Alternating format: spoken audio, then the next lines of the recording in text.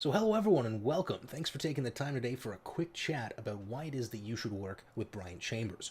Now, I joined the YouTube space back in 2015. My name's ShredderSteve, and I started off wanting to do some gaming videos. Now, I also wanted to figure out exactly what are the rules of this new world that I find myself in and how exactly can I navigate them. So that obviously drew me over to Brian's channel where we talked a little bit about copyright law. Now, it turns out now that it's not as big of a deal and as much of a problem as it was back then because there's just gaming footage all over YouTube. But back then I wanted to make sure that I wasn't going to run afoul and get sued or something like that. So that's what drew me over to Brian's channel, and we just went through all those details. So the process has been interesting. I think the day-to-day of how to, upload videos, how to put on SEO tags, like all the tactical stuff, that stuff is important.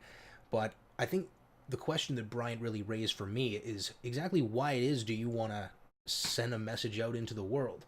And I thought, well, that is a pretty good question. I should probably figure that out before going down this process and realizing I don't really have anything valuable to contribute.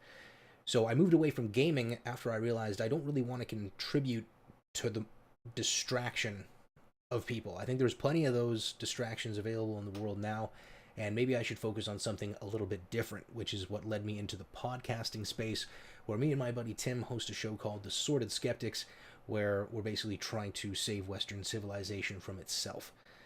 Now, it's a bit of an undertaking, and it's not been easy, but I think it's a process worth undergoing, and Brian's been with me every step of the way. So he's actually going to be featured as hopefully our first guest, first of many, and the reason for this is because Brian is someone who's actually fought for Western civilization.